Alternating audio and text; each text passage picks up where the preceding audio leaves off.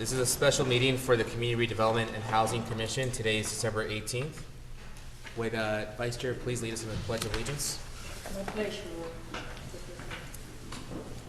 Please put your hand on your heart and repeat after me.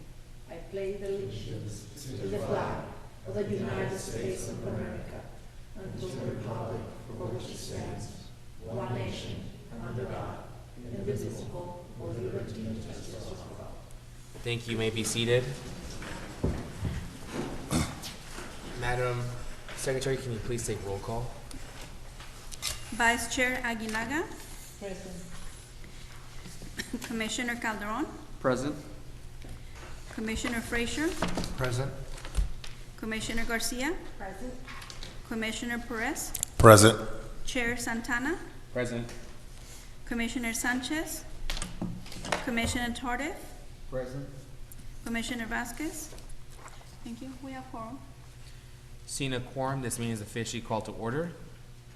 At this time, the commission is to consider matters under the consent calendar, including items 1 through 2. Do any members have any corrections to the minutes as items they wish to pull for a separate discussion or abstain on? Seeing none, do I have a motion to consider items 1 through 2? So moved. So moved by Mr. Tardif, I second. second by Ms. Aguinaga. All those in favor, please say aye. Aye. All those opposed? Item passes unanimously.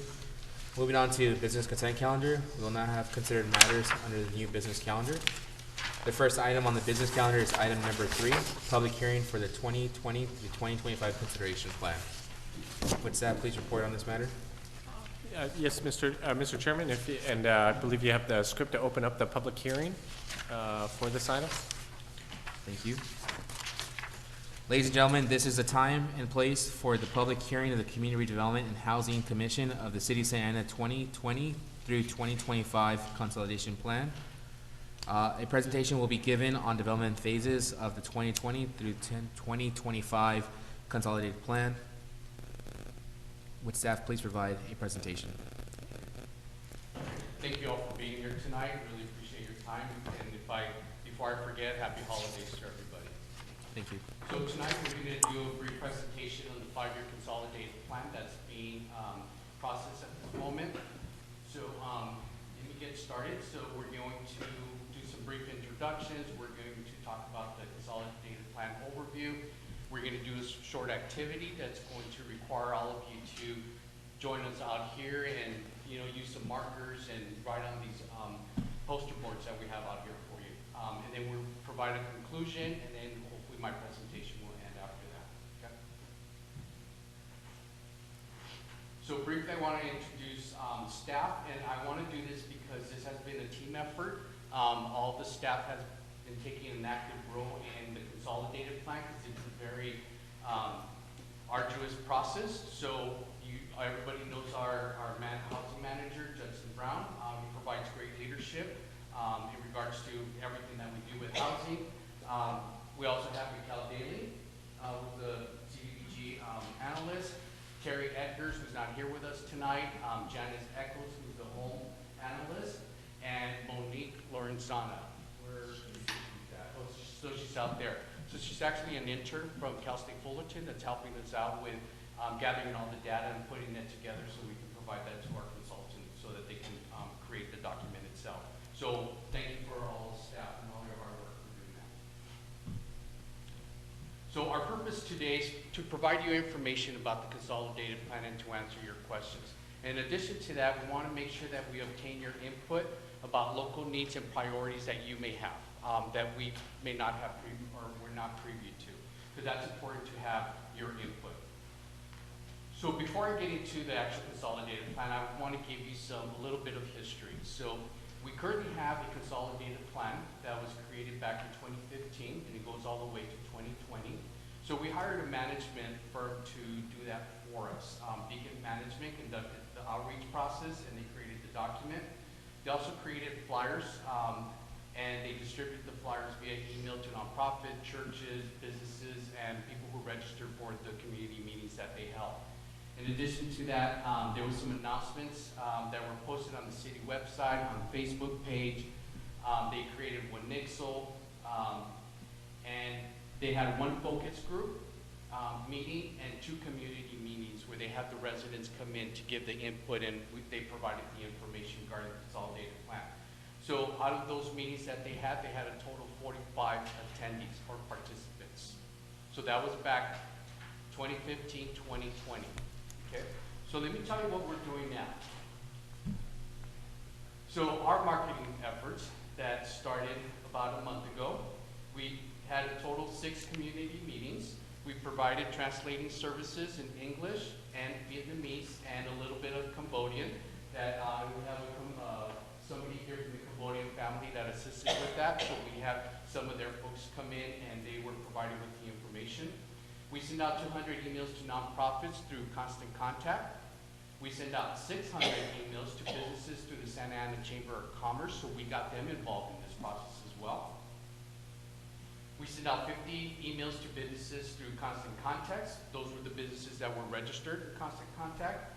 We created a flyer. We distributed those flyers to the Senior Center, Community Center, to the Central Library, nonprofits, and during the 150th anniversary celebration that we had at Centennial Park, our intern, Monique, was there, and she was passing out the flyers, giving the information to everybody that attended. And I believe that you guys have the flyers on the dais in front of you. Good, because we provided that as well. We also published notices regarding the consolidated process in local newspapers in English, Spanish, and Vietnamese to do the optimum outreach efforts to our community. We also did a social media outreach by a nixle, several nixles. The nixles were put out right before we had the community meetings, so we made all the residents aware of the meetings that were being held in English and in Spanish. We advertised in our Facebook page, Instagram, and Twitter, and on Nextdoor. So if you compare what we did 5 years ago to what we're doing now, I think we exceeded the requirement, and that was our goal. Because we heard what you guys have talked about in previous meetings, that there was maybe a lack of outreach efforts. So we try to do our best to outreach to all of the community members as best as possible. And I think that's proof. So hopefully we satisfy that. So during our meetings, and I won't go through every single meeting that we've had, but we asked the participants to assist us with establishing priorities. So October 9th, they told us that the top priorities were neighborhood services, community services, and special needs services. November 9th, affordable housing services, businesses and jobs, and special needs services were that priority for that meeting. And on December 10th, the participants told us that affordable housing services, affordable housing facilities, and community services were their top priorities. So all of this information is being gathered, it's being collected, and it's going to be sent out to our consultants so that they can create the document for 2020-2025 consolidated plan. So we're on our Can I way ask a there. question? Sure. Those subject matters and topics, did you give them a set of subject matters to pick on? So we're going to go through that. Through Perfect. The presentation. Thank you. But thank you, it's a great question. So consolidated plan overview. Excuse me? Do you have this packet printed with copies of this presentation? I do not. Yeah. But we can get that for you. I can send that through email. Is that okay? Okay, great. So what is the consolidated plan? So the consolidated plan is a strategy to carry out HUD-funded programs. And as you know, we have 3 funded programs, right? CDBG, Home, and ESG.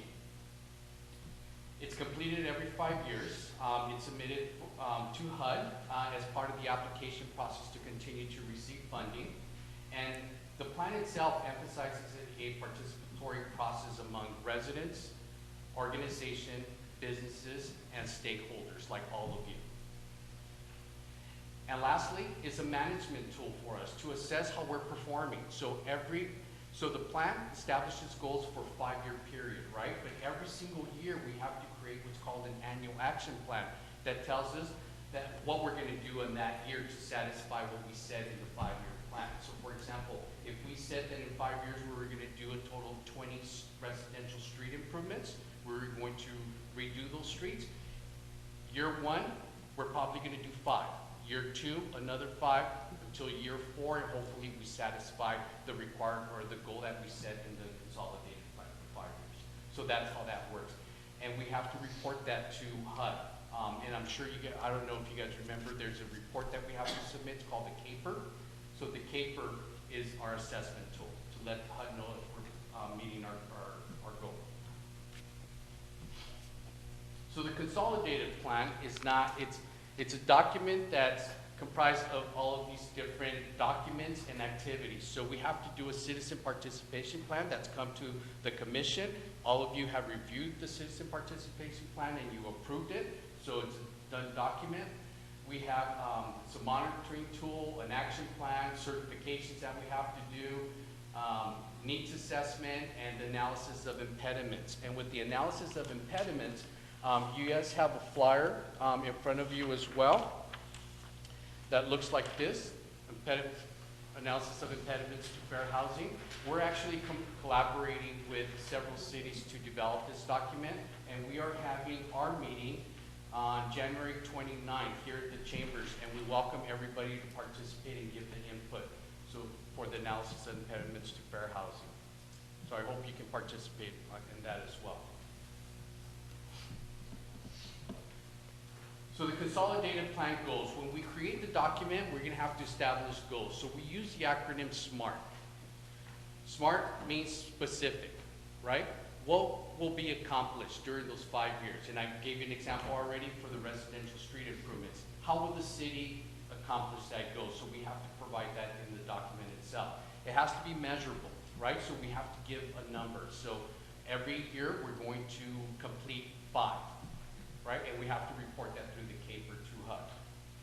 It has to be achievable. So we have to, before we put the goal on there, we have to be realistic about, do we have the capacity to achieve this goal? Do we have the partnership with the right partners to complete this goal? Whether it's through public service or maybe a capital improvement project.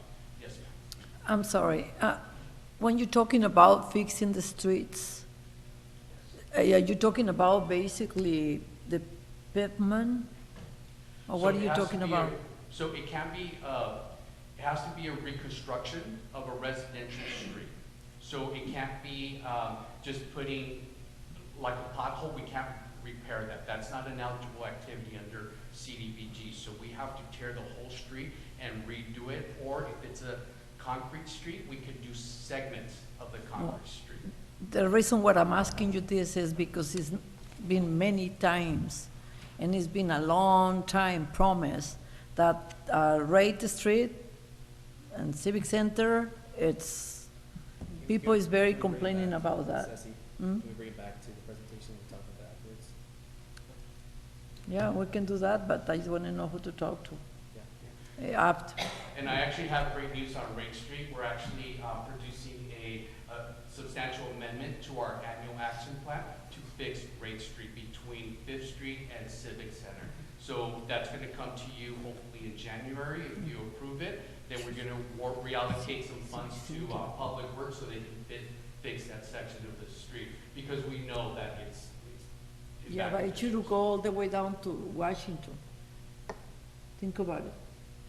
Yeah, just think about it. So part of it being achievable when we look at that is, do we have the funds to achieve, what we put in the consolidated plan, right? So right now we can say, well, that small section between 5th and Civic Center, that's achievable because we have the funds to cover the cost of that segment of the street.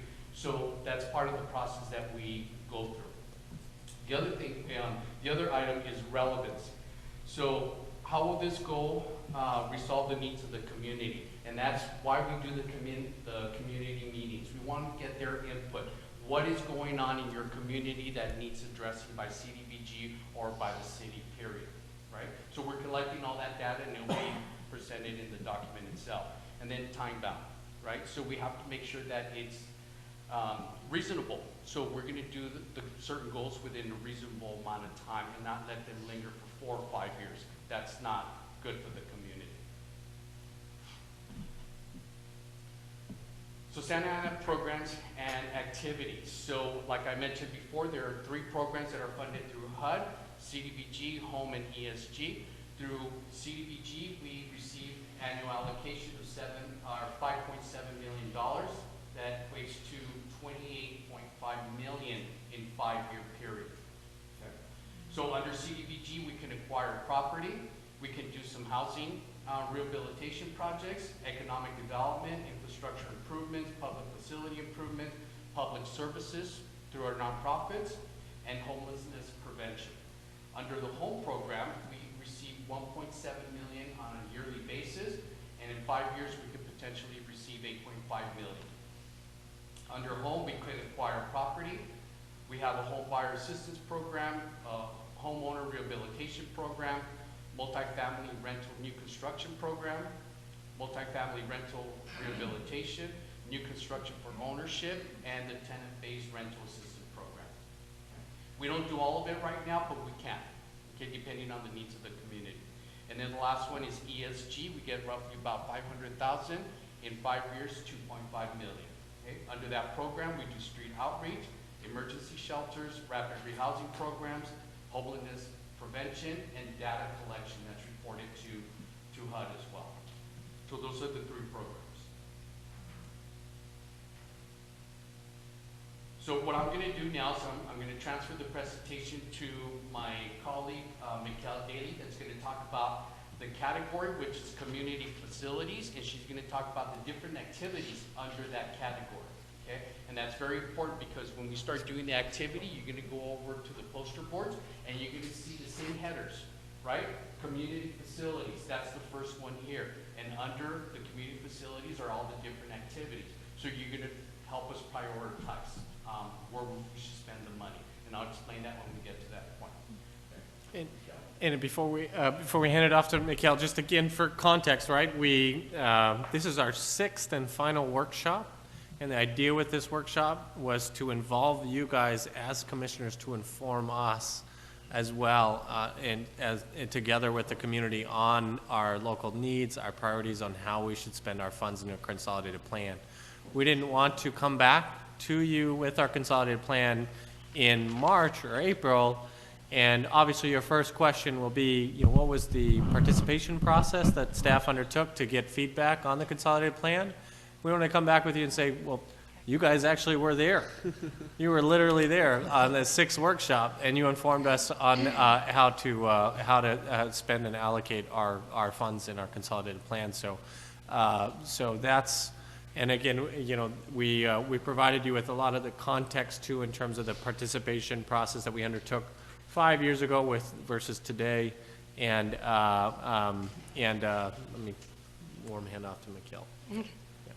So I'm going to talk mostly about the CDBG funds, maybe a little bit about the ESG funds and the different categories that are hung up around the room, so you can kind of get an idea of where we got the feedback from the community on the different areas they want to focus on. So the CDBG program is a flexible program that provides resources to address a wide range of community development needs to benefit low and moderate income people.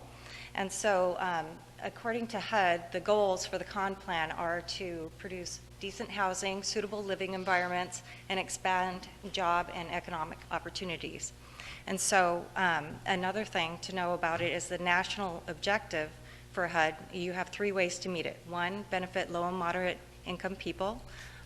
2 is to prevent or eliminate slums and blight. And 3 is to meet an urgent need. So think about a natural disaster. CDBG funds could also be used for that if there were no other funds available. So typically, most of our money goes to benefit low to moderate income people in Santa Ana. So for community facilities, to give you an idea, I can't read that as well as this. Community centers, we did a project on the Roosevelt Walker Community Center. Approximately $2.1 million of CDBG funds went into that project. For parks and recreational facilities, Mariposa Park at 6th and Lacey, CDBG funds were used to demolish the old houses that were on there and clear the area so that the park could be built. That we used different funds to build the park. Another park, the Pacific Electric Bike Trail and Park, $2.7 million was spent of CDBG funds to improve that. So those are just to give you some ideas in community facilities where we've used some of that money. So 15% of CDBG funds, so roughly $872,000 out of the $5.7 million that we get each year, can be used for public services. And public services is the money that we give to nonprofits to provide services that the city does not provide. So that way we can benefit low and moderate income people with services that the city doesn't have the ability to give to them. So you're familiar with some of the nonprofits that we've partnered with. A couple of the things are anti-crime programs, such as Summer Night Lights, the 2 different programs that we ran this year, legal services through Public Law Center, youth activities through Boys and Girls Club of Santa Ana. Those are a few of the nonprofits that we've partnered with to provide these important services to our residents. Additionally, CDBG funds can be used for infrastructure improvements, so street lighting, sewers, sidewalk improvement, accessibility improvements. An example of a project is over at the train station. They made the bathrooms ADA accessible. They've done a lot of different curb ramps throughout the city to make those accessible for people with disabilities. Street and alley improvements. I know there are some the street projects you mentioned, there are some that are in the planning phase right now.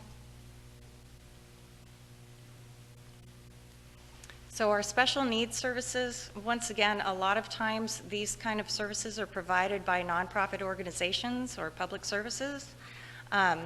And also the ESG funds come into play here because for the homeless shelters and services, ESG provides money to either operate or provide services at our homeless shelters. And the Link shelter you're all familiar with that we were able to put into play within 28 days in 2018. So that's an example of where those funds have gone to. And there's still, ESG funds are still being contributed to that to run that shelter. Just to note that I'm giving you examples on each one of these categories, and some of them, obviously, I didn't mention that substance abuse services domestic violence services, we do provide that through a couple of nonprofits. But that's what's really important is to note where we're not providing services where there is a need. Then when you do the activity afterward, you can mark down, I think we should be focusing in this area. We don't have that, and the funds can be used for that. Obviously, we all know that CDBG has a lot of regulations, and there's a lot involved in using the money, but these things are eligible, so if they're in need in the city, it's something we should work for.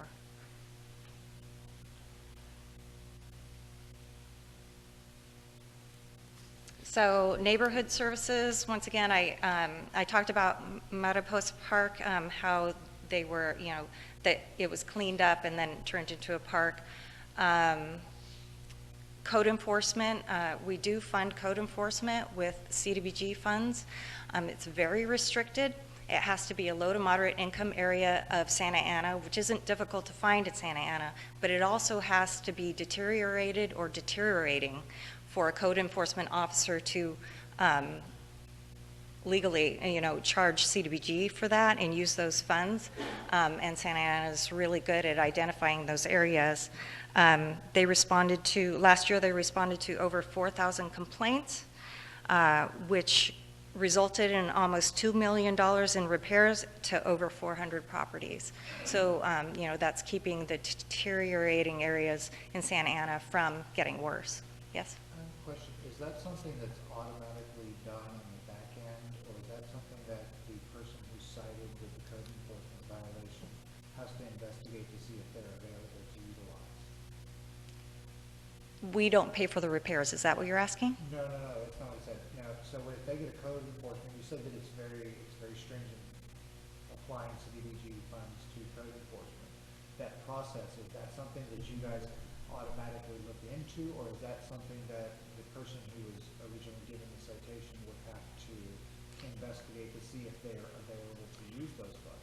We have a map of the city of Santa Ana that designates which areas are low income, and they have to be a certain percentage. And the other thing that the code enforcement department does is they have policies and procedures that identify what is classified as a deteriorating area, and they use the California state definition for that. I can't give that to you right now, but that's how they determine which areas are eligible. And so when the code enforcement officers go out, they keep record of their time and the location and what the citation was for. It's very detailed. So the resident doesn't have to look into whether or not they're in a CDBG area. No. Thank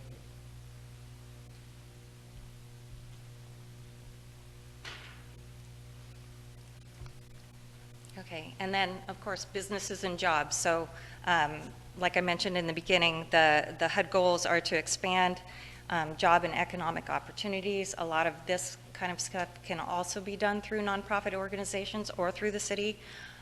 The Community Development Agency has an economic development department, and one of their programs provides $5,000 grants to small micro-enterprise businesses to kind of help them start up or run their business.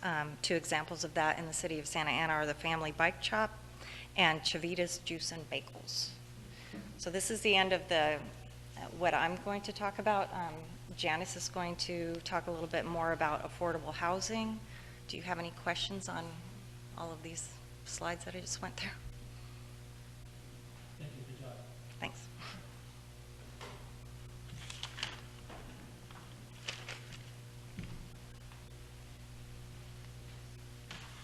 Oops. Somebody's cell phone?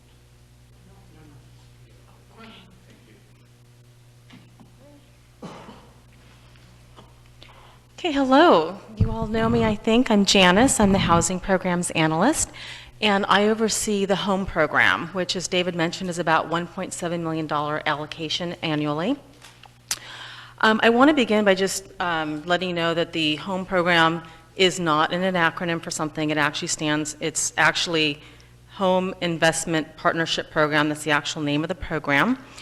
And the primary goal of the program is to expand the supply of decent, safe, sanitary, and affordable housing with a primary focus on rental housing for low and very low income Americans.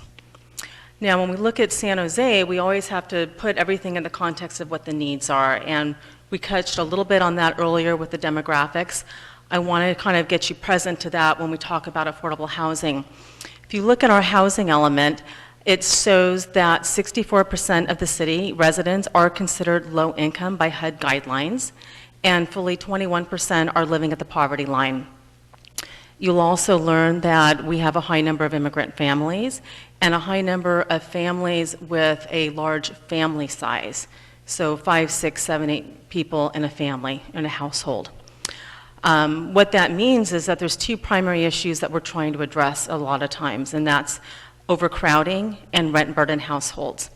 And when we talk about overcrowding, we're literally talking about how many people are living in the bedroom sizes. And so typically when code enforcement goes out and looks, the guideline is 2 people per bedroom plus 1 additional person in the household. So if you have a 2-bedroom household, and that means 2 people per bedroom plus 1 would be a 5-person household, should be living in that and no more. And a lot of times when we go out and do compliance monitoring, what we find is households of 6 or 7 or 8 people in a 2-bedroom. So overcrowding is one of our primary issues. The other issue that we're dealing with is just rent burden. And when we talk about rent burden, what we literally mean is households that are spending more than 30% of their gross income on housing costs, whether it's mortgage or rent, usually rent in this community. And so that's significant, and that takes away from what they can spend in other areas of their life. So those are the primary things that we're really trying to address with affordable housing. And if you look at the services now, We've got 6 different categories up there that we can, by regulation, spend money on.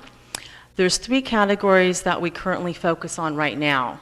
So the 3 categories that we currently spend money on in our consolidated plan are multifamily rehabilitation, single-family rehabilitation, and down payment assistance. And again, the primary focus of the program is rental properties. So as you are familiar with, we do an annual request for proposals for affordable housing development. We release it in July, and then we bring the recommendations to you for review, and we make award recommendations, and it takes about 5 years to develop those apartment complexes usually. But most of our money is put into an RFP for multifamily development. We also, in the budget process, typically set aside some money for single-family rehab, and that's exactly what it sounds. It's homeowners that call us and say that they have issues with their home, either a mobile home or a single-family home, but something that they own, and a lot of times it's code-related issues or things that structurally need upgrading to make it safe and habitable. And so we put money into that. And then the third area is down payment assistance. And so we set aside money from both CDBG and home funds for that to help people buy a home. And the assistance is going to be anywhere between $40,000 and $80,000 depending on their level of income. So those are the 3 categories we're currently focused on that we've been putting money towards. The other things that we could be putting money towards are energy efficiency improvements, fair housing discrimination, and tenant-based rental assistance. So energy efficient improvements is something that we do a little bit of ancillarily when somebody comes to us with a single-family rehabilitation. Our construction loan inspectors go out and look at it and help put a budget together for what needs to be done. And very often there are little things that would be energy efficiencies that they do tuck into the budget. But as a separate category, it's not something that we've particularly focused on at this point. Fair housing discrimination is exactly like it sounds. It's looking for discrimination in housing. So if we were to focus on that, we could be looking at applying money towards monitoring or enforcement or marketing about the issues. Those are some examples of things we could focus on if it was a need in the community. And the last category, tenant-based rental assistance. This is different slightly than the Section 8 voucher assistance. So Section 8 vouchers, if the market rent is, let's say, $2,000 and they can afford $1,000, then they get a tenant voucher from the Housing Authority to subsidize the difference at a very basic level. Tenant-based rental assistance is, in this context, short-term rental assistance of no more than 3 months. So that we can use it for short-term rental assistance or for assistance with security deposits or with assistance with utility payments. Okay? And again, those 3 categories we have not put money in towards right now. Any questions so far? Okay.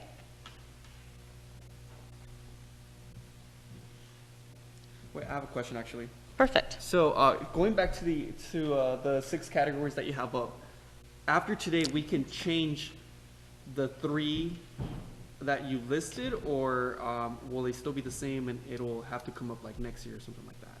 So the process that we're going through right now is literally identifying what the needs are and the highest priorities in the community. Mm-hmm. And so based on all of the input that we receive, we're going to be going through and analyzing and figuring out how we should adjust our priorities with our federal dollars. Okay.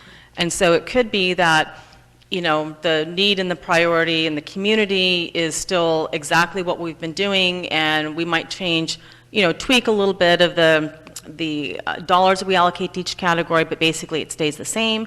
Or you could tell us, you know, tenant-based rental assistance is a huge need, it hasn't been done, and we really need to be focusing on that.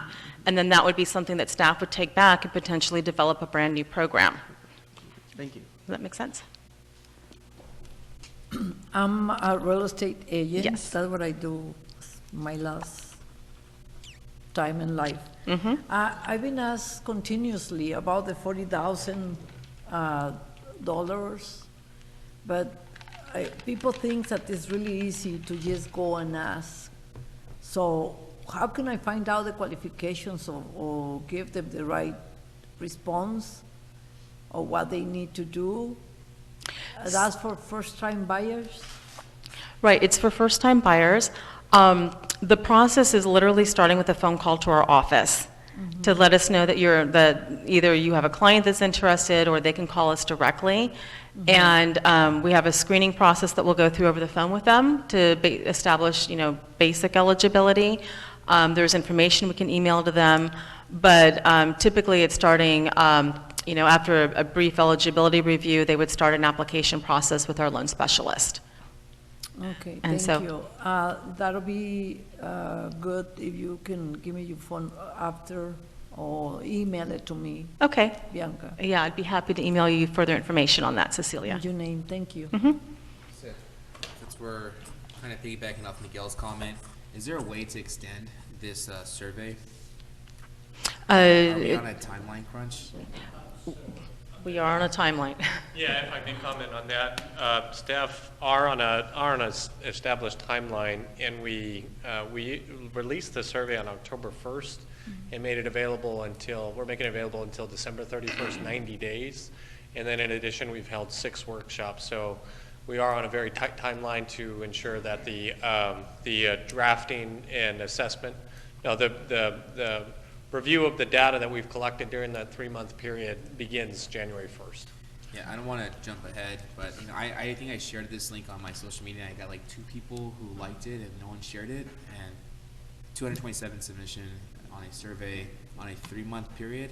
I don't think that's acceptable. I think we could do a better job. I understand that we check marked all the social media, the Nixels stuff, but I think we could be. It's a 5-year plan. It's a pretty big deal. So it's set up so that we cannot extend the survey. Thank you for your feedback, Mr. Chairman. Again, if you look at what we did relative to 5 years ago, we've done nearly twice to 3 times as much activity as we did 5 years ago. And if you look at what activities we're doing relative to other cities, we're also doing a substantial amount of activity. Staff are not able to extend the survey beyond December 31st. And the other thing, did we mention I think the number of people that participated in the last con plan was like 67, I think? Yeah, And this year we're over 300, I think, between I guess surveys and workshops. Yeah. Yeah, it's dramatically up. I guess the concern from the dais, and I think on our end, first and foremost, thank you for going above and beyond. I'm going to lend to, and kind of my conversations a lot of times, and kind of how I am, you're the experts in the field of housing. You're the experts in the field of home equity and first-time buyers. And I think where there's a lens, and I think where the dais, and we've had this conversation, I want to say, for the last 5 meetings, is we really need to look at hiring an outreach organization that are experts in the field of outreach. And I'll give you a prime example.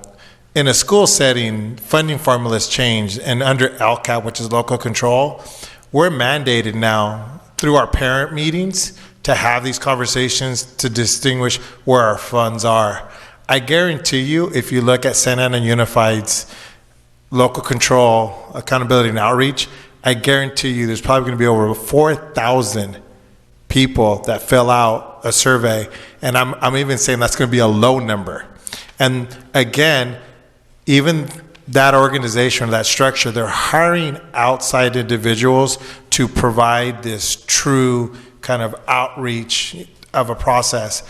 I, like all of us, have a job and extremely busy, but I think for me, understanding this process, I know you kind of talked about it, but I think having us at meetings, having us at some of the community forums, making those outreach. I know you recently met with the executive director, of Santa Ana, and some wonderful things are happening.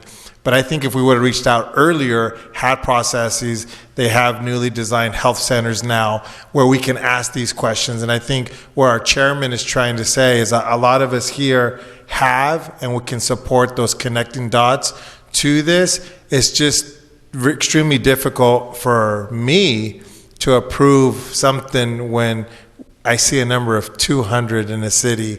Now, part of it is also my responsibility, and I know I'll be going back, and we have a local community meeting with our community and saying, hey, this is your chance, and if they don't, they don't. But I think that's the struggle. And again, it's not that you're not trying, and it's not that you're not, 6, community meetings. How are we getting the information out? Are we using the same method? Obviously it's not working. I'm sorry to tell you, our Nixle, our Facebook, our outreach, it's not working. Yeah, and so, we absolutely agree in terms of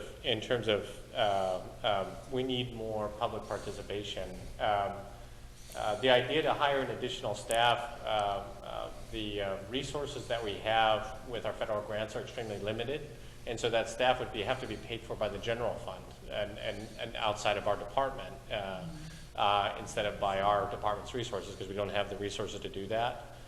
And then let's talk about 3 things in regards to outreach. So one is in regards to hiring another firm. So if you do a test here, right? So 5 years ago we hired a firm, and I don't know how much the contract was worth for that firm, but they held 2 workshops, one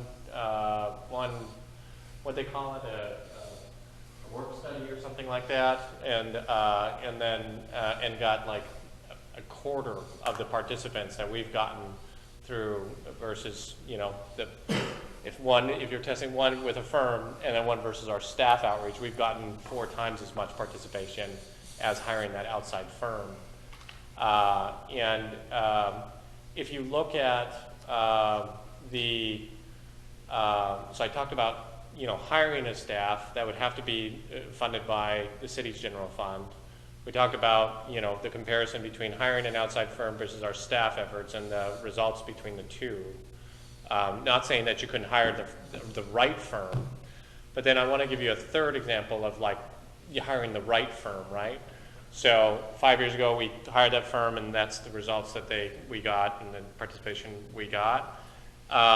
Just recently, all of the entitlement jurisdictions for Orange County came together to hire a firm for our analysis of impediments to fair housing choice. And Mikkel referenced that. And there's going to be a workshop, she referenced about a workshop in January that's going to be held. The firm that is going to be paid, I think, $180,000 for those workshops is holding 3 workshops in Orange County for this important topic. A very important topic for our city. That's why we were adamant about hosting one of those workshops. But they're going to be hosting 3 workshops across the entirety of Orange County for $180,000. So, there's absolutely, I completely agree with you. We need more public outreach. We need more public participation. But we're not going to extend the survey an additional time just to not get as many responses. And I really appreciate your responses, and I really appreciate being articulate and understanding, but I'm going to argue something. It's not about paying money. It's about partnering with organizations that are running surveys or doing things. I'll give us an example, our CDBG funds.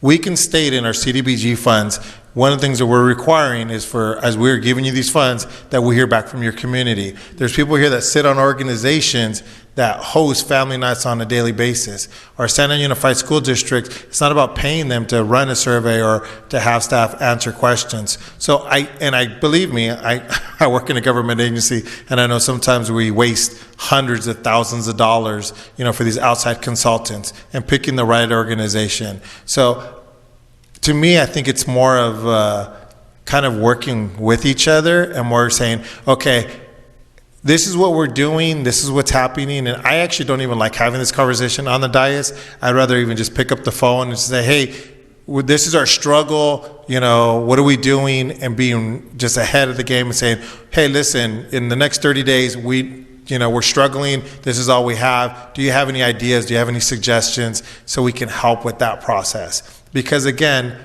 you guys are doing an unbelievable job. You're having conversations. You had 6. It's just it's not working.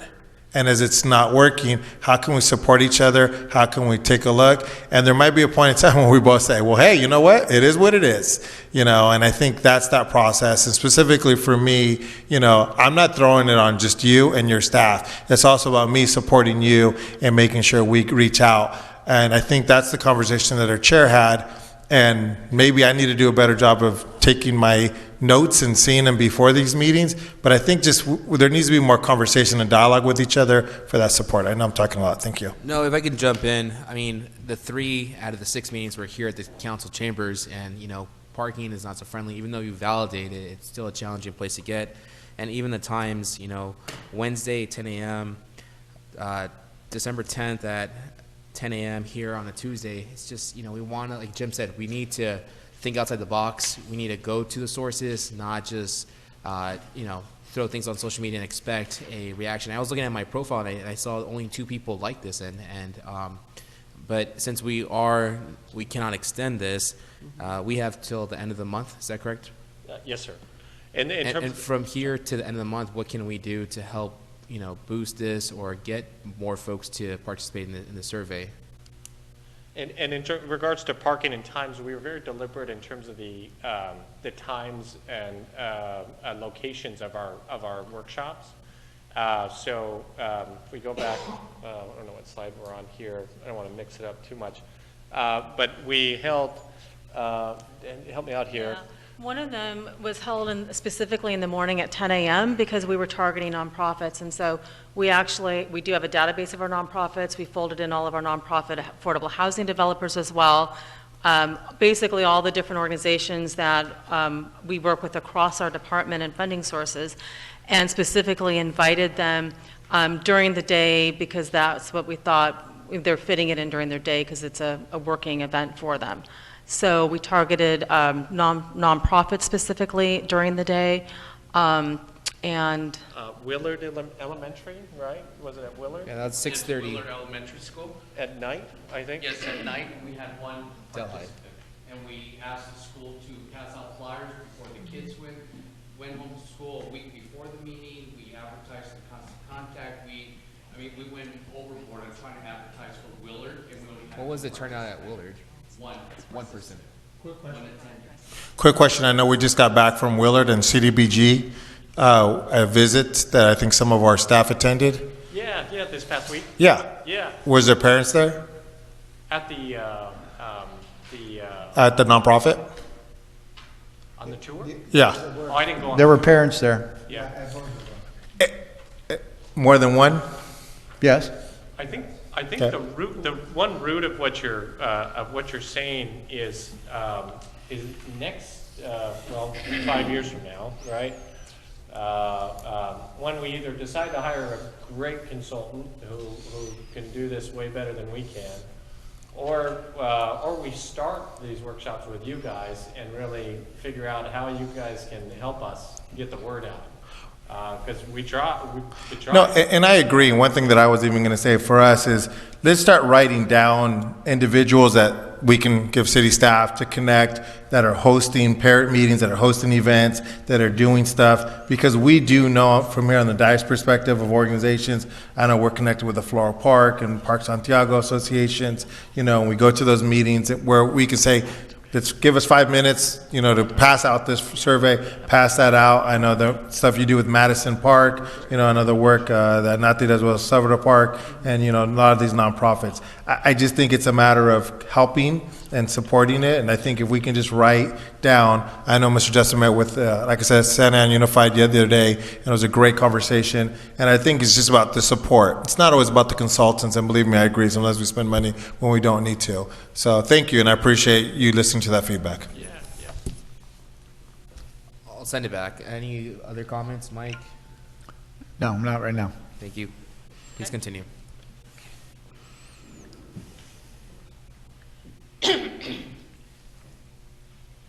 Okay, so picking up where we left off, we just talked about affordable housing services and the 6 different categories. The next thing to look at is basically affordable housing facilities or development.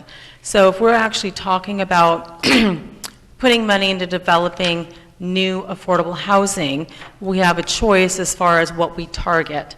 And so different categories to target would be like housing for the disabled, and specifically building a housing or rehabilitating it with that in mind. Or we could be focusing on senior housing as a population that needs to be served. The other categories would be single-family housing, or large family housing, which again, you know, is like affordable rental housing, and then also transitional and supportive housing. And transitional and supportive housing is basically permanent supportive housing for people who are chronically homeless or have been homeless. And so typically that's going to be smaller bedroom sizes, like, you know, studios or 1 or 2 bedroom units. So typically we've been focusing on affordable rental housing because it is one of the primary focuses of the program, as well as large family housing. So we've been putting money, as I mentioned earlier, into basically developing larger apartment complexes. And so we do have just over 500 units in development right now that will be built hopefully by the end of 2021. One of the projects, as you know, First Street Apartments just came online and is fully leased up at the end of October. And we've got a lot of other exciting projects. I won't go through them all right now, but do you have any questions about that? Okay. Okay, great. I will turn it back then to, I think, David.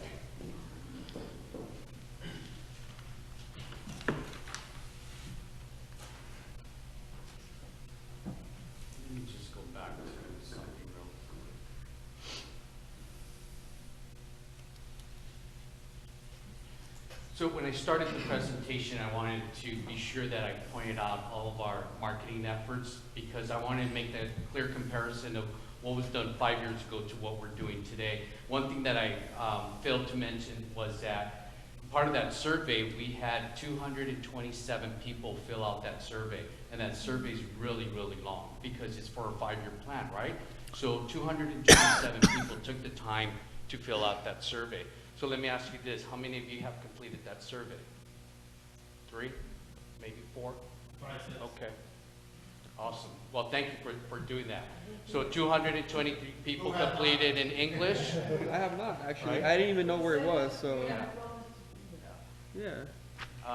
So 223 people completed in English, 4 people completed in Spanish. So we're pretty proud of that. So the other thing we did is we published in newspapers, like I said, different languages. That wasn't done before. But that's the requirement, that's a federal requirement. But in addition to that, we went beyond doing that.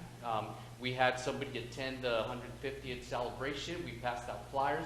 We asked people to fill out the surveys there during the presentation. So once again, thank you, staff, for all the hard work you guys did, because I think we went beyond what was required of us. And I think we really reached out to the community. So we also had, and I want to mention, we had a community meeting at the Delhi Center where we had like maybe 20 people that showed up. Latino Health Access showed up, and they brought all of their participants to that meeting, and they provided us with input, so which is extremely valuable to us in creating this document. So we're very thankful to Latino Health Access and to the Delhi Center for assisting us. Could I ask a question on that? Yes. I understand that one of the informational meetings was geared towards the businesses of Santa Ana, and Yes. it was held here in the chambers, I believe. Yes. Was there a good response to that particular meeting? There was not. Businesses did not show. Okay. Yeah. We did have, our first meeting was a focus meeting for the nonprofits, and we had about 13 nonprofits that showed up. But when we did the outreach to the businesses, you know, for some reason, businesses didn't show up. And we thought we would do it at 10 in the morning, maybe right before they opened up their businesses, and we were just not very successful. So maybe that's something that we should analyze and do something better for in the next 5 years. I'm sure you'll This take that document into comes up. consideration. Yeah, thank you. You mentioned that for some reason that businesses were not interested. Are we going back after making these points of contact and seeing that we're not getting any type of response, especially from the businesses, because we see them pretty regularly in front of us? Are we going back and asking them, well, why? Why weren't you able to come? Was it a date? Was it a time, was it X, was it Y, Z? Are we investigating beyond the initial outreach? We are planning on doing that, and I just want to clarify, I didn't say that the businesses were not interested. They just didn't show, so we just don't know the reason why they didn't. But we are going to follow up on that. Like I said, maybe we're going to analyze that and do something different for next year, get the businesses to come and participate and give us their input, because it's valuable. Yes. David, we just approved the $100,000 to the downtown business people. You assume that they should be interested on that. I want you to send me their survey, and I want to make sure that they're going to get it, and I want to talk to them. Will do. And then I'm going to talk to the people in the neighborhood too as well. If I ever arrange something, I'm going to need one of you, because they're going to be asking questions and I'm not going to be able to answer, so. We're available. So Is that be definitely. okay? Okay. And I just want to piggyback, and I think that's, I guess, where I'm getting a little stuck, is where, we just gave our downtown city district funds, and they stated we meet on a monthly basis. Why aren't we just saying, okay, you're meeting on this monthly basis, hey, we're going to show up, what time is your meeting at, can we have 15, 20 minutes, and you might have done it. And I think those are the things I guess that I'm alluding to, is sometimes it's not working harder, just, taking a step back, because I know you're working extremely hard, and I think sometimes just kind of taking an outside look helps that process. So I want to mention on that topic, so we did reach out to different groups in the community, and one of the groups that allowed us to come in and do a presentation was Comlink. They gave us 5 minutes to do a presentation, and that's all we were allowed to do. So we tried the best that we could to show up, participate, so we did our best. Yeah, and I know that next 5 years we're going to do an even better job. And I want to mention something, Commissioner Perez. For the staff members to go and talk to the people in downtown or the businesses, they have to be very careful. We need to do something, because we're the one who approve the money. It's difficult for them. Well, and that's what I said. I said it's a team effort. We got to support each other. Yes. Sometimes it's like, send us, hey, I have no problem showing up to a meeting and asking for some feedback. Thank you again. I really appreciate everything. And I wish I would have seen all of you at the 6 meetings that we've had. And, I was expecting all of you to show up and kind of, bring your staff, your people to the meeting to give us some input. But unfortunately, it didn't happen. It was probably our fault. I'm sure we didn't communicate properly, but we'll analyze that and do a better job for the next 5 years. So thank you for that. So just to move on, because I know your time is very precious. So the next item will be the discussion and activity. So with the activity, I know we're doing a lot of discussion already, and thank you. Now we're going to ask you to help us prioritize the funding. So we're going to do a small activity. So those items are in bullet. Those are all the categories that we just finished talking about that are on the poster boards. So what we're going to ask you to do is to pretend that we're going to give you $6 million. And we're going to ask you to prioritize those $6 million in every single category, in every single poster. So you're going to assign three for $3 million to your top priority. So for example, in community facilities, which is the first poster, you're going to tell us what is your top priority, and you're going to assign that activity $3 million. Okay? Second priority would be $2 million, and the third one would be $1 million. This has been very successful with all of our 6 meetings, and we received amazing feedback, and we're compiling that information to send to our consultants so that we can create the document and bring to you for your review. So, do you guys have any questions for us? I just have an additional question, sorry. Just going back to the survey, because tomorrow I have a family forum at Madison. So is this survey in Spanish, in English, is it in different languages? Yes, it is. Okay. And that's like one of my last slides. But since all of you have that survey,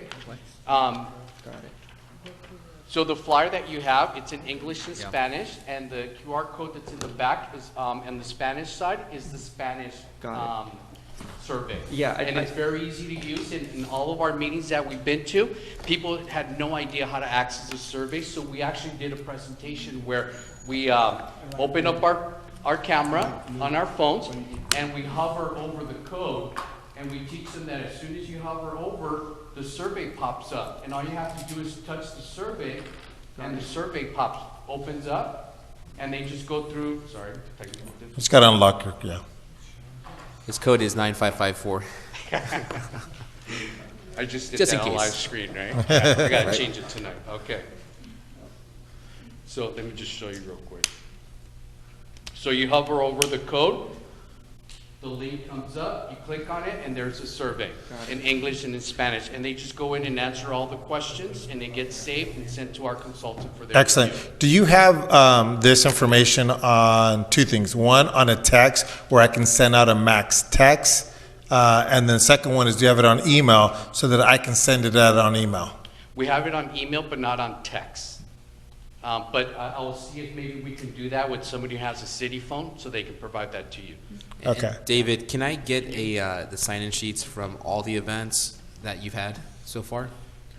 Sure. Do you want it now, or do you want, wait till the Later. document is Yeah. completed? Because that's going to be all the exhibits. So we've been taking pictures, we've been collecting all the sign-in sheets, and then all the comments, all of the priorities that they said, we take pictures, and that's going to be part of the document itself. Right. the Perfect. exhibit. And David, before you get started, and David, thank you really for also letting us know it's our responsibility and duty. And one thing that I want to challenge us on the dais is, I mean, I got a list of 12 organizations, 12 people. I'm sending it on my next door. I'm going to send it up to my son's PTA.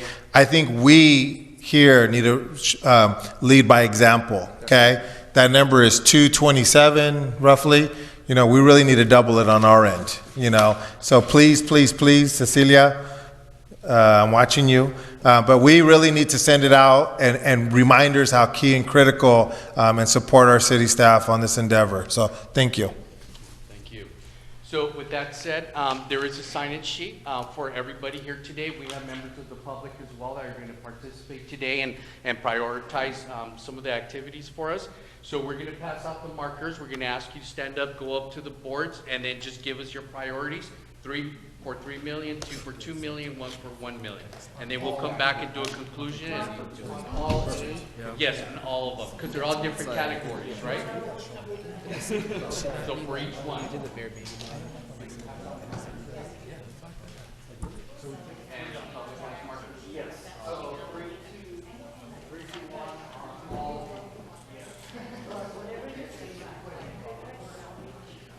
Do you have a pen?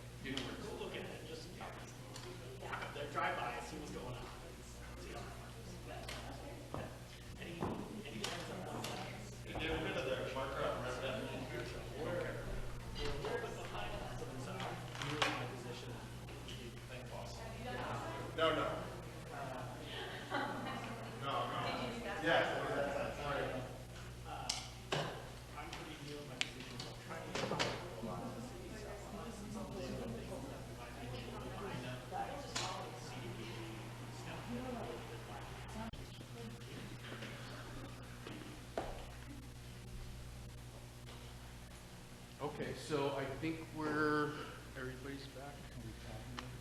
Yeah. Do you guys want to announce like the winners? Yeah, just the top three. So what we did is we added all the scores to see what were the top three in each category. So we're going to report back to you guys on your feedback. So we'll start with this side, community facilities. Great. Yeah. So for all the responses that we got for community facilities, we have the most money invested in parks and recreation facilities with 15 billion, and then second in youth centers with 9 million, and third with libraries with 5 million. And so highest priority again by the team was to invest in more parks and recreational facilities, great limited funds. And then in terms of affordable housing services, are you going to do two or do you want me to do? Yeah. In terms of affordable housing services, the responses we've got have 11 million in multifamily rehabilitation programs, 10 million in energy efficient improvements, and 7 million in single family rehab. So again, the most where we should invest the majority of our limited affordable housing funds would be in multifamily rehabilitation. Okay, on affordable housing facilities, the top priority remains affordable rental housing with $14 million, followed by large family housing with $10 million. We have a tie between three categories for third place with $5 million each, and those are housing for disabled, single family housing, and transitional supportive housing. The final category of senior housing received $2 million. And there's also a comment on here, and somebody, whoever wrote it, can interpret it, like get it wrong. Actually, the 3 million was meant to go to senior housing, not to disabled housing. And The senior housing. Yeah, disabled. senior sorry. Oh, and I think, I see, so 3 million plus the one, that would make it 4 million. And I did it wrong. Yeah, so that means 4 million, and housing for the disabled is 2 million. Yeah, so housing for the disabled is the last category. The two intermediaries are transitional supportive housing and single family, followed by senior housing, and then the last category is housing for the disabled. Thank you for clarifying.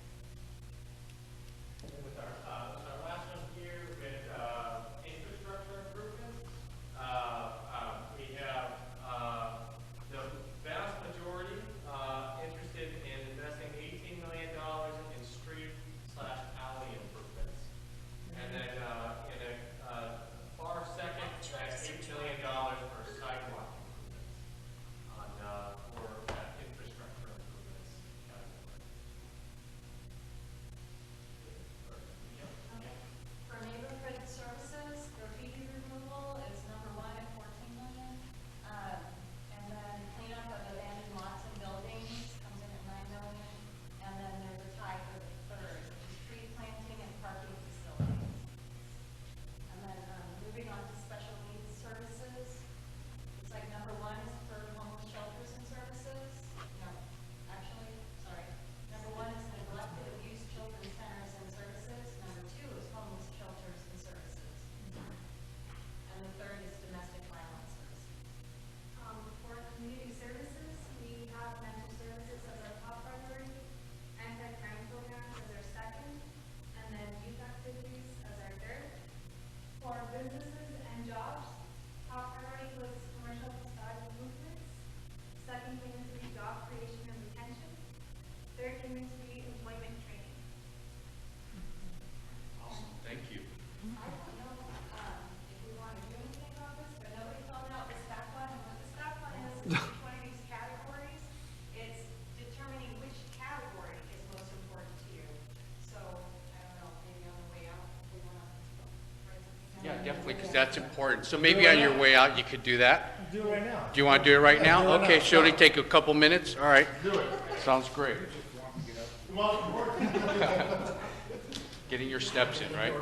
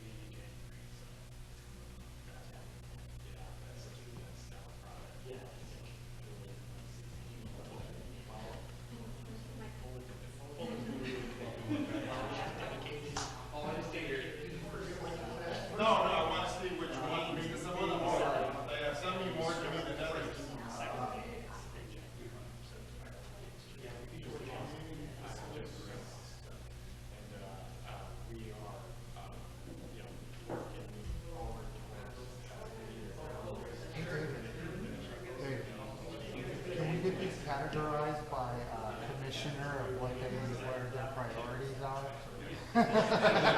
Come on. No. You won't be a very big. That's a setup. No, I know. Your marker back. It was the blue one? Yeah. All right, there you go. I was saving it for you.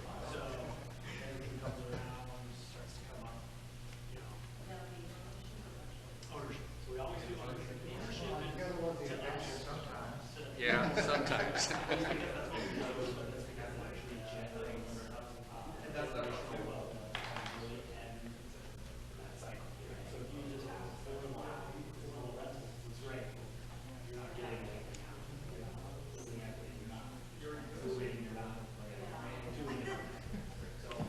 He didn't think that was a good idea for some reason. You can learn more about it. Yes. And then also generate. So if you give this, gives you an incentive. Yeah, I've got that notion where I say I am also a home and do it for so on to 5 or 10 years later. I just pause these for red years.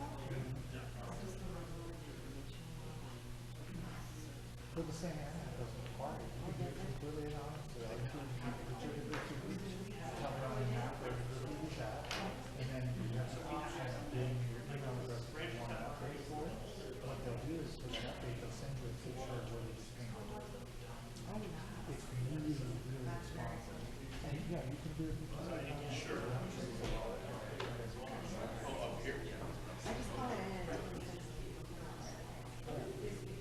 Yeah, they started doing that in all the trash cans too, because they come across trash. So what they do, they take pictures, and then they do their thing, they take pictures of everything, and they delete it. So that's how their accountability works. I can't see anything. I can't see anything on either of those. Okay. On either what's, Okay. Are we ready to continue? Yes. All right, awesome. See, Mr. We're just waiting for Mr. Perez. Are we gonna get better screens? Was that on the, It's gonna be over here. Can we make a recommendation to the council? Sure. I can't read either one of them. You know, if we had little 10-inch screens right here in front of each of the. Paperwork. I mean, that's a 10-inch tablet. That's pretty affordable. Okay, so let's, while we're waiting for Commissioner Perez, let's report on, Janice. So let's report back on the different priorities and what was the top 3. Yeah, so this is really interesting because I think that we have a slide right where we got the feedback from the other workshops of their high priority. Is that the slide where they did that affordable housing services? Right. Was that Yeah, affordable housing services right, was and the that top. was one, and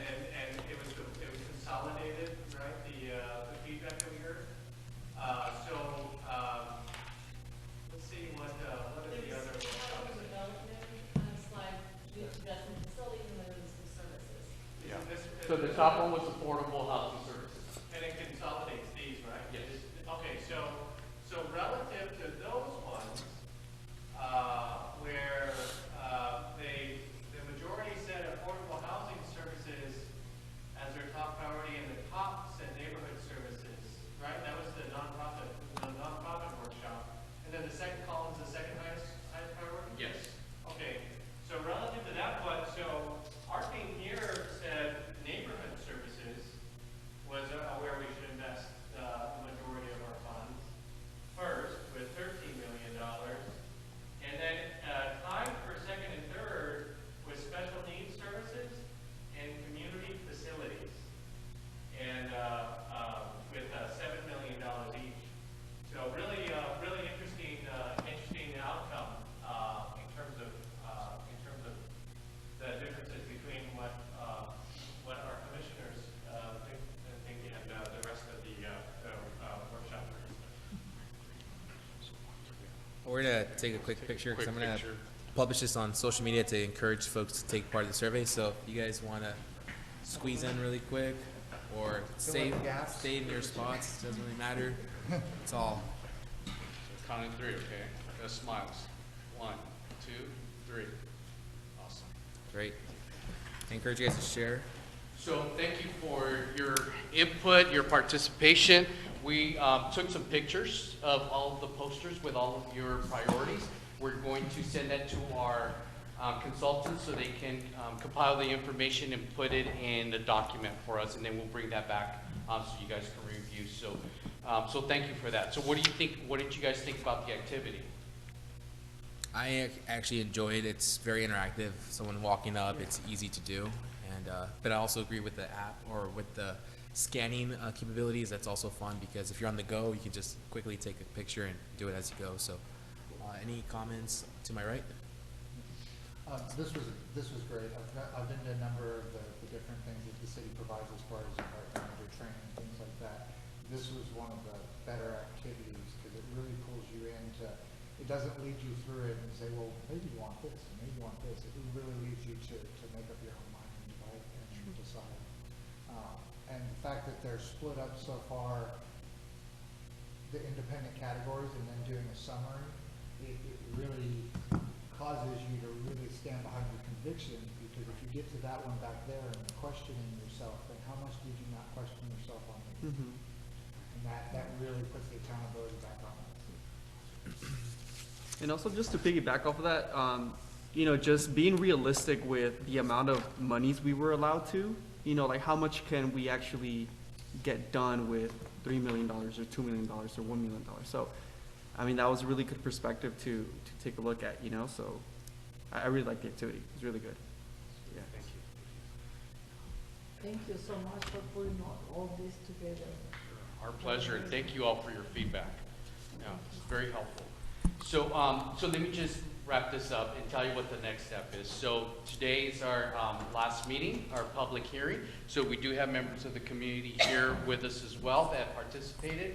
The next step is to gather all the information that we collected throughout the 6th meeting, all the information from the surveys. We're going to send that to our consultant. They're going to put the document together for us, and hopefully we'll have some good results, and we'll bring it back to the commission for you guys to look at, and you know, so you guys can see what the efforts created. So I think that's pretty much it. So so staff is the main contact in regards to the consolidated plan. Please feel free to contact us either by email or through our extensions, and we'll be happy to answer any phone calls. Yeah. So action items that I have from their discussion. I know I need to send Commissioner Santana copies of the signage sheets from the previous meetings. Commissioner Perez, you need the electronic version of the survey. And also in text, so we're going to try to get that for you. Did I miss anything else? I would like to have that to the survey, please. Okay. Anything that you want them to first. And I think, Mr. David, we requested a copy of this PowerPoint presentation sent to all of us. Yes, thank you. Please, thank you. Thank you, David. Now we would like to hear from the public. If you wish to speak, please complete a request to speak form and provide it to the recording secretary.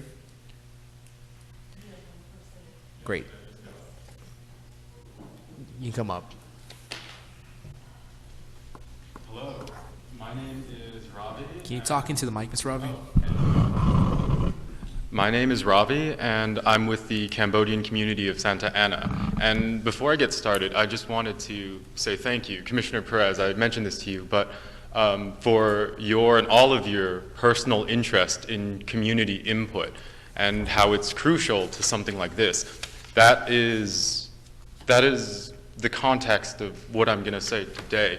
So I actually think that Mikkel and David are being a bit humble when they're talking about their community outreach and just the level of effort they put into it.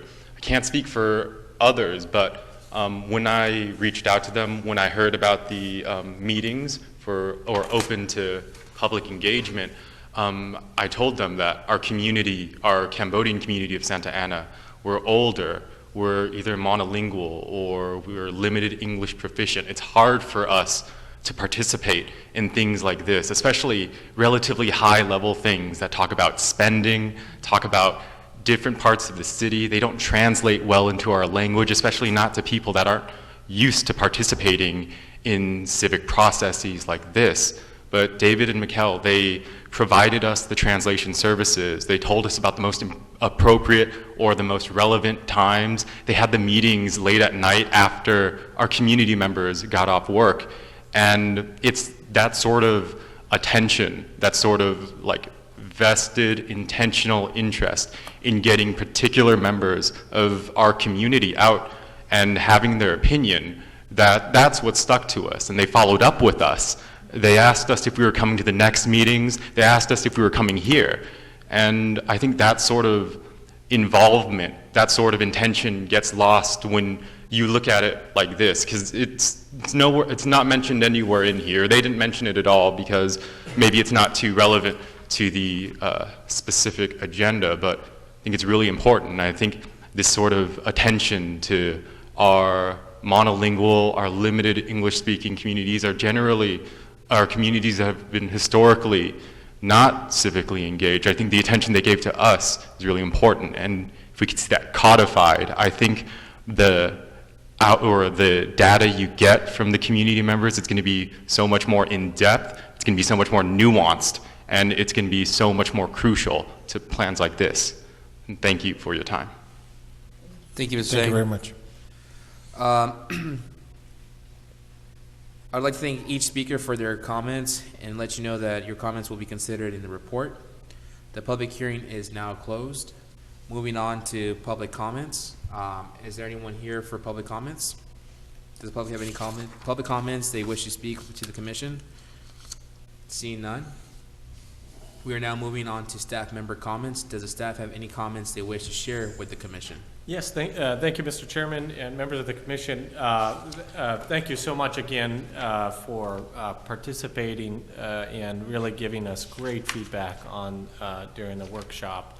It was really, really helpful to inform and improve our process, and your oversight, we greatly appreciate it, and so thank you. Just a couple comments from staff. First is our application deadline for our CDBG public service applications closed on Monday at 5 p.m. You saw we sent out a nixle trying to get that last minute applicants in there, and we are excited to report that after releasing the application on November 4th and marketing the application as much as possible, we received 32 applications.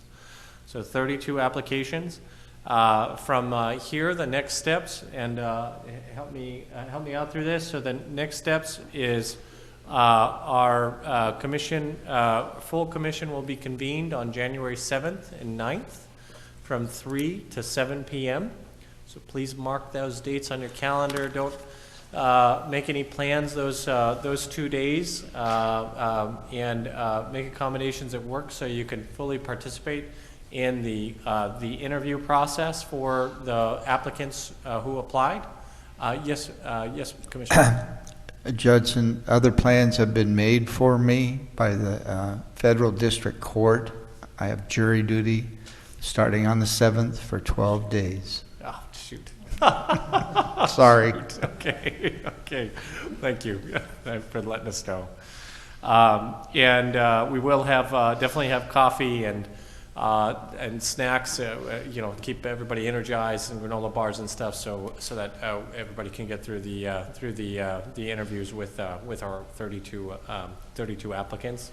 We'll likely structure them obviously in 18 on the first day and 18 on the second day, and so more to come on that.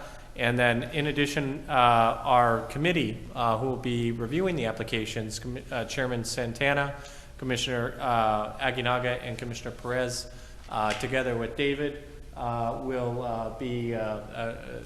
David and Mikhail will be reaching out to the committee members to convene a meeting and distribute the applications. You want to provide any additional information or instructions to the committee, or that's okay? So more to come. Look out for your email to start your review of the detailed review and scoring of the applications on behalf of the full commission. Mr. Jetson, a quick question. So you said January 7th and January 9th, correct? Yes. Mm-hmm. And that's going to be there. And how quick are we going to be able to view? Because we like to really go thorough the applications before we ask questions, and with the Christmas break being I know you're embedding them right now. Do you have a timeline of? I'm hoping that we can finish the initial review by this Friday. Oh, excellent. That'd be great. Send you an email. Okay. To make sure that you have continued access to Fondant, the review process, and hopefully you can review them. And I hate saying this, but review it during the holiday season. No, that would be great. Yeah. Excellent. Thank you. Thank you. I know you're working hard on that. Appreciate that. Second announcement is in June, City Council approved $125,000 in additional funding on top of our existing affordable housing resources to serve renters and mobile homeowners who were facing a crisis. And so with that funding, we launched 2 programs, and we're excited to announce the launch of the second program. So the first program we launched was called Safely Home in Santa Ana. That's where we're providing eviction prevention assistance in the form of $50,000 to Catholic Charities and $50,000 to Salvation Army to assist families facing eviction. And then with the remaining $25,000, we're happy to announce that we've launched a mobile home rental assistance pilot program. So with so few resources, though, $25,000 doesn't go very far at all. And so with so few resources, we have launched it in a triage fashion. So we're focusing first our resources on the Kona Kai mobile home park of those mobile homeowners who have faced a space rent increase of above 15%. And then if we still have funds available, then we're going to reach out to Bali High and Lake Park mobile home parks. It's actually reversed. Okay, sorry. Okay, so take that back. Okay, so first we're reaching out to Bali High, so those those who face a space rent with 50% or more at Bali High, and then second, Kona Kai and Lake Park, if we still have funds available, and third, if we still have funds available, we're going to reach out to any mobile homeowners who have applied for Section 8 assistance with our voucher program. So we are trying to strategically invest these funds in a triage fashion to those mobile homeowners who are most affected by rent increases in the community. Our status update on our RFP for affordable housing development. Actually, Janice, would you like to give that update? Sure.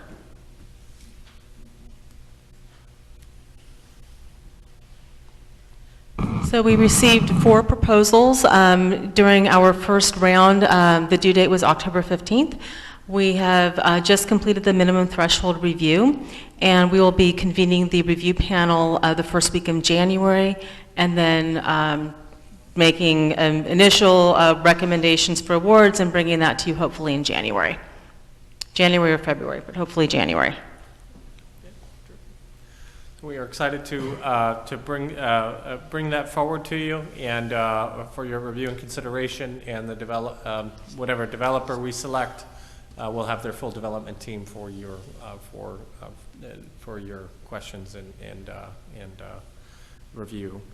The next update is in regards to our mainstream voucher program. We're excited to announce that we were awarded 70 additional vouchers for our housing authority for our mainstream voucher program. These vouchers are specifically for non-elderly, disabled, homeless individuals and families. We're planning to begin working with Mercy House and the OC Healthcare Agency to assist families and individuals in Santa Ana with specific attention and priority for those highest acuity individuals in the our Link Emergency Shelter. The award is worth over $750,000 per year in additional rental assistance funds that will continue going to the city year after year.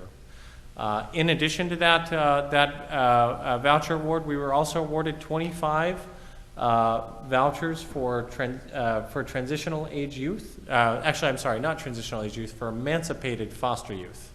For emancipated foster youth between the ages of 18 to 23. And we are working in collaboration with the Orange County Social Services Agency and the United Way to house those 25 youth who've already been identified.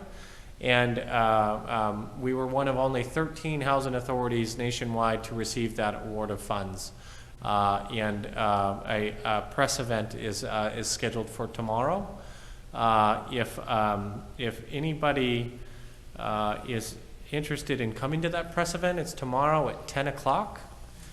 And we would be glad to have you come. And in fact, Mr. Chairman, if you were interested in speaking at that press event, I know this is last minute, but we found out today that none of our elected officials were available.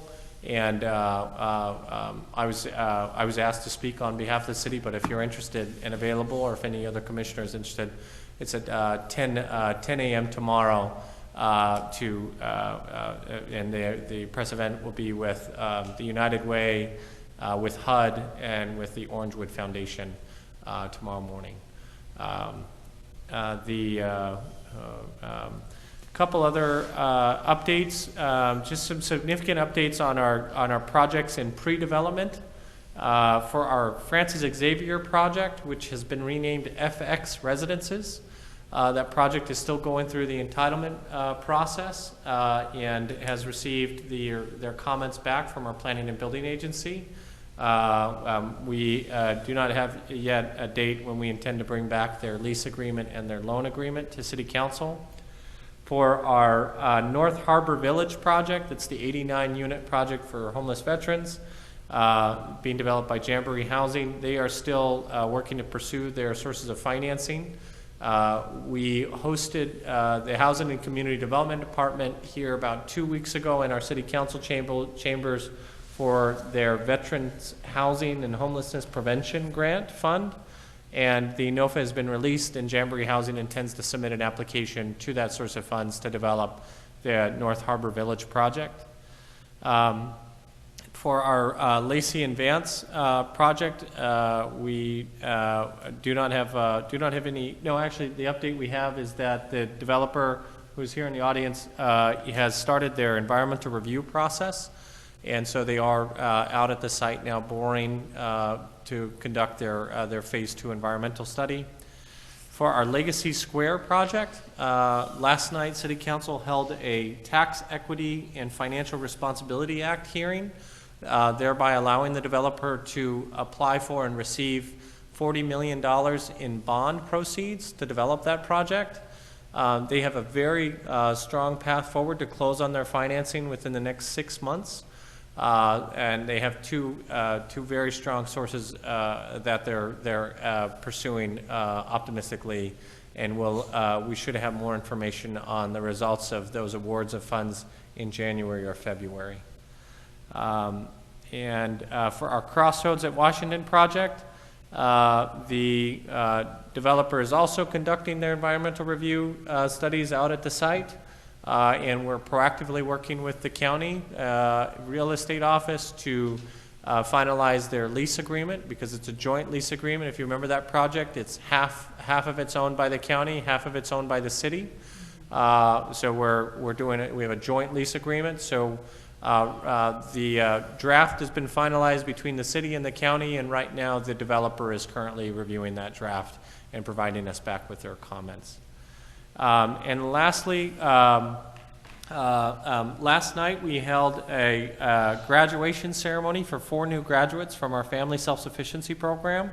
Councilmember Iglesias actually recognized those graduates and in a ceremonial presentation at the council meeting. And before that, we had some cake and cake with the graduates to celebrate their success. And finally, we are always excited to provide our annual Housing Plus program calendar, which features 12 families who have been working towards self-sufficiency in our Family Self-Sufficiency Program. And I have copies for the commission to give you before you leave today. So with that, do we have any other further comments? Yeah, Mikkel, please. Just a final plug for the analysis of impediments meeting on January 29th, since you were very interested in the con plan meetings that we had. The analysis of impediments is tied in with that, and it's all cities in Orange County are participating, including the county. So that would be a very important meeting for you to show up at, or to encourage people to come to. Show me the details. People talking about the types of things that prevent them from having adequate housing in the county, and to bring up specifically Santa Ana would be really important. If you can't make it to the 29th, come to one of the other ones, because like I said, the county, we're doing it together with everybody in the county. And that one in particular is going to be, the presentation is by a consultant, which is handling it for all of the cities together. So, but there should be other staff representatives from the other cities in central Orange County. So I encourage you to go. It's going to be right here? Right here in our council chambers. And, again, I together with Mikkel, I greatly encourage you to attend. As an administrator, and I'm, definitely not a policymaker or anything like that, but at that workshop, I intend to provide feedback on behalf of our city in regards to regional equity. It's extremely important in terms of representing our community.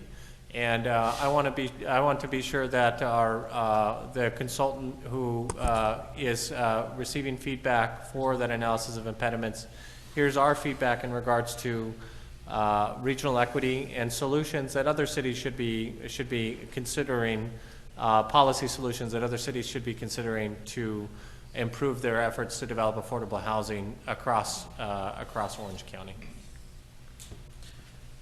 Thank you, Judson. Thank you, Mikkel, for the, if you can just send invitations to Vice Chair and our fellow commissioners. Okay, moving forward, guys, we're moving to commission member comments. Commission members, please note that no member may speak more than once until all have the opportunity to speak. Also, the community may vote to limit our comment to 3 minutes if we feel the need. Anyone would like to make comments?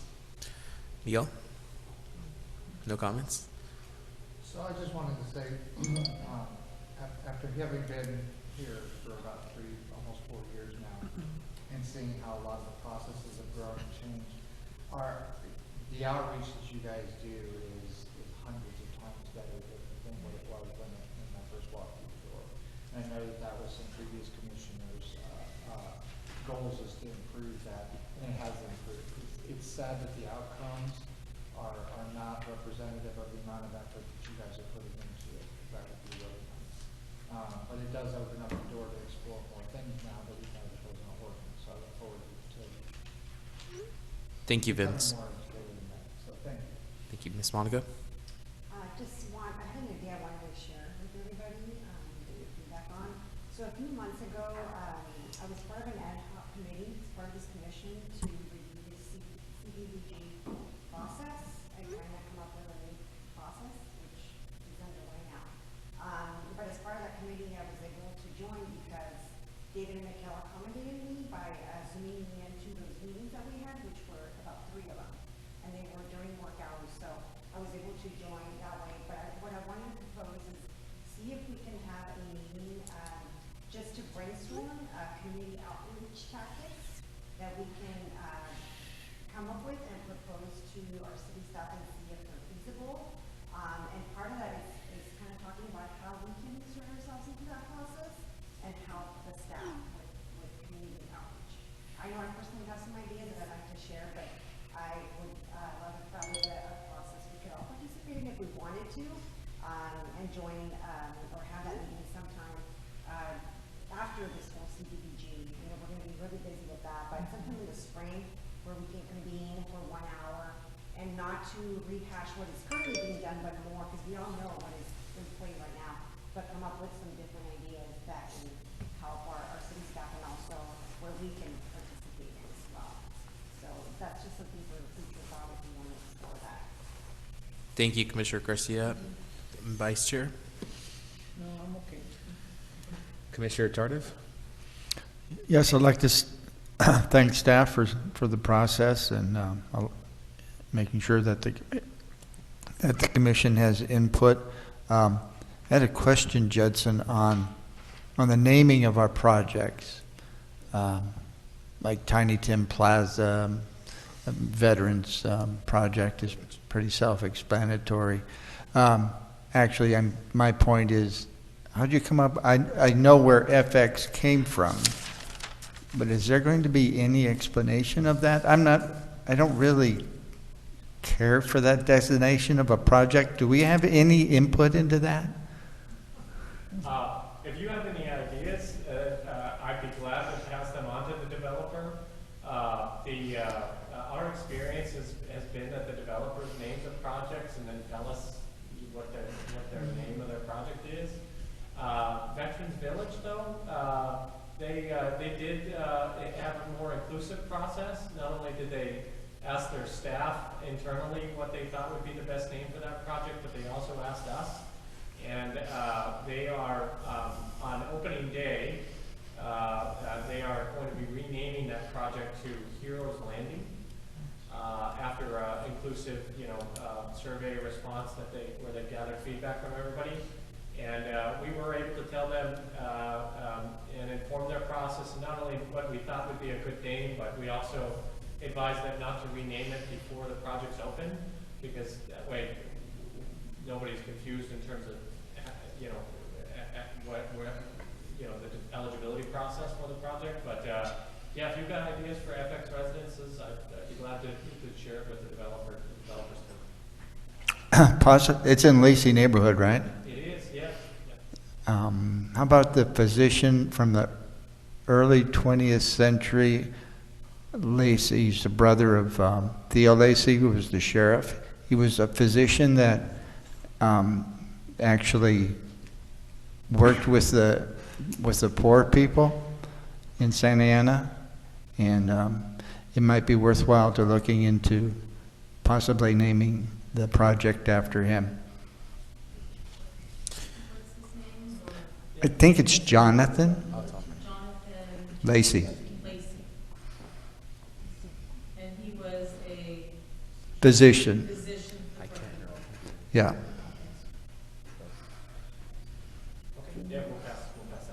Thank you, Mr. Tardif. Thank you. Mr. Commissioner Perez? Thank you. Thank you. Ravi, thank you for your comments. Really appreciate that. And again, I did have a quick chance to touch base with Mr. Judson, and I agree. Sometimes on us, it's easy for us to say, do something different, do something different, or things aren't working, but city staff continues to do an outstanding job. Monica, I love your idea of just kind of reconvening and seeing how we on the dais can help support this process. And I know I had made a recommendation in the process of maybe having a subcommittee of community individuals to support this process along. So I just wanted to say thank you for the process. Thank you for your comments, and they mean a lot to us. Thank you, Commissioner Perez. I want to thank the city staff for taking the time to, have us interactively participate in this activity. Like our fellow commissioner said, let us help you. We have connections. We can plug into the neighborhood and actually get the word out.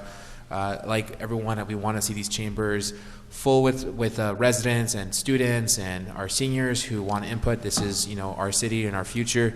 Lastly, I would like to say if we can help direct city staff to help the recipients who are applying for a CDBG, maybe do like a boot camp so they know what to expect, and actually help the organizations complete. I spoke with someone from the Delhi Center, and she said that, you know, they were being audited, and there's just, she has all the information, and she's ready to present. But we just want to make this as easy as possible and encourage more organizations to apply. I understand that we can do a better job promoting social media with CDBG. I know it's closed, but moving forward, we can, you know, we want to make sure that folks see this commission and get more involved and participate. Lastly, I want to wish everyone a happy new year. We're not going to see each other next year, and we hope to have a very productive year working together. And I want to thank you guys for taking the time to actually serve your community. That being said, have a good evening. I call this meeting is now adjourned.